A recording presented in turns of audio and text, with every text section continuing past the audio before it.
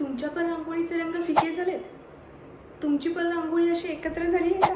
तर मग हा व्हिडिओ तुमच्यासाठी. एक छोटीशी ट्रिक वापरून आपण आपल्या रांगोळीचे कलर ब्राईट बनवूयात, ज्यामुळे आपली रांगोळी सुंदर आणि उठावदार दिसेल. चला तर मग बघूयात. नमस्कार मंडळी, मी स्वाती आपल्या सगळ्यांचं स्वातीज क्रिएटिव्ह नेस्टमध्ये स्वागत करते. तर आपल्या भारतीय संस्कृतीमध्ये आपण आपल्या दारामध्ये देवघरासमोर दररोज रांगोळी काढतो आणि कधी कधी ती रांगोळी फिकी पडायला लागते किंवा रांगोळीचे कलर हे एकत्र होतात. मग अशा वेळेस आपली रांगोळी सुंदर आणि उठावदार दिसत नाही. तर रांगोळीचे कलर उठावदार आणि आकर्षक बनवण्यासाठी मी आज कोणती ट्रिक वापरतीये, तर ती ट्रिक पाहण्यासाठी व्हिडिओ शेवटपर्यंत पहा. व्हिडिओला लाईक, शेअर आणि सबस्क्राईब नक्की करा. चला तर मग बघूयात. तर बघा, माझ्याकडं ही अशी एवढी रांगोळी एकत्र झालेली आहे आणि ही अशी काही रांगोळी आहे की ज्याची रंग हे फिके झालेले आहेत एकदम. म्हणजे रांगोळी काढली आहे आणि ती पुन्हा मी एकत्र करून घेतली आहे. असे हे कलर सगळे एकत्र फिके झालेले आणि हे एकत्र झालेली रांगोळी आपल्याला पाहायला भेटते. तर प्रथम मी पहिला ही रांगोळी आधी सगळी चाळून घेते व्यवस्थित, जेणेकरून ह्याच्यामधला काही कचरा वगैरे जर असेल तर तो काय होईल, बाजूला निघेल. चाळणीच्या साह्यानं मी जरा रांगोळी थोडीशी अशी चाळून घेते, जेणेकरून याच्यामधलं बारीक बारीक कचरा जो आहे तो बाजूला निघेल. कारण रांगोळी काढताना आपण कधी कधी त्याच्यामध्ये फुलांचा वापर करतो, पानांचा वापर करतो, कधी तांदूळ टाकतो. तर हे सगळं एकत्र झालेलं असतं आणि याच्यामुळे रांगोळी काढताना मग आपल्याला रंग व्यवस्थित भरले जात नाहीत. म्हणून आधी आपण हा कचरा पूर्ण चाळून रांगोळी काढून घेऊयात.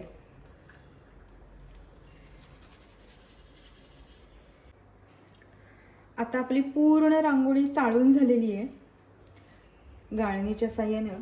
ॲक्च्युली माझी ही जी चाळण आहे ती थोडीशी मोठी आहे. तुमच्याकडे याच्यापेक्षा अजून बारीक चाळण जर असेल ना, तरी पण मोठी मोठी रांगोळीसुद्धा बाजूला जाऊ शकते. आणि हा आपला रांगोळीमधला झालेला कचरा जो होता तो मी आता बाजूला काढलेला आहे याच्यामधला. तर मंडळी, आजची आपली ट्रिक काय माहीत आहे? ट्रिक्स रांगोळी ब्राईट करण्यासाठी ही आहे की आत्ताच झालेली होळी किंवा रंगपंचमीचे कलर तुमच्याकडे उरले असतील ना, तर त्या कलरचा आज आपण वापर करणार आहे. माझ्याकडे पण असे रंगपंचमीचे कलर उरलेले आहेत. त्यापैकी मी तुम्हाला 2 कलर कसे ब्राईट्स आणि कलरफुल एकदम रांगोळी छान दिसेल तुमची असे आपण करून पाहूयात. चला तर मग बघूयात कसं करायचं, हे रांगोळीमध्ये कसं वापरायचं ते पाहूयात. आत्ता आपण 2 वेगवेगळ्या प्रकारच्या रांगोळ्यांचे कलर बनवूयात. त्यासाठी पहिला आधी ही रांगोळी जी आहे ती थोडी थोडी 2 पत्रावळ्यांमध्ये काढून घेऊयात आपण.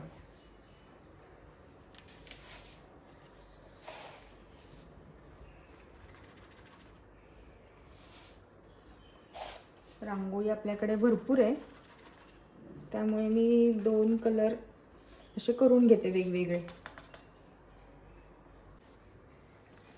आता आपण हे रंगपंचमीचा कलर एका पेल्यामध्ये मी काढून घेते स्पूनच्या साह्याने. ॲक्च्युली हा स्पून मी फक्त रांगोळीसाठीच वापरते, रांगोळी काढण्यासाठी वगैरे. त्याच्यामध्ये आपण थोडंसं पाणी टाकूयात आणि हा कलर पूर्णपणे त्याच्यामध्ये विरघळवून घेऊयात.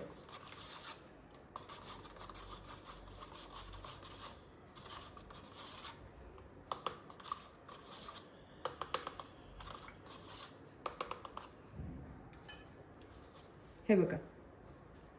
आणि आता ह्या एका कलरच्या ह्याच्यामध्ये आपण हा कलर असा ओतून घेऊयात.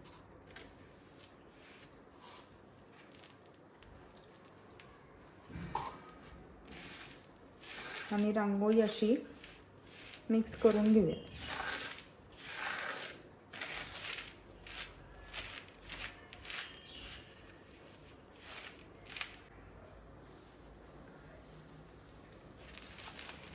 हा असा कलर झालेला आहे. रांगोळी अजून थोडी ओली आहे, तर आपण ती जरा थोडी सावलीत आधी वाळवून घेऊयात. आणि मग याचा फायनल लुक आपण पाहूयात.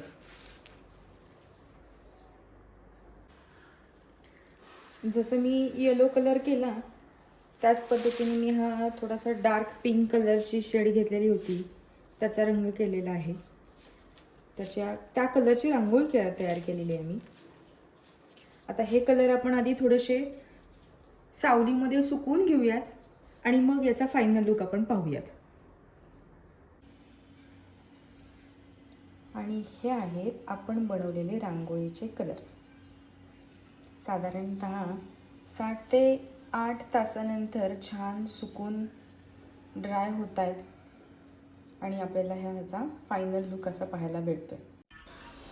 आणि ही आहे आपण बनवलेल्या रांगोळींच्या कलरची सुंदर रांगोळी. कशी वाटली नक्की सांगा.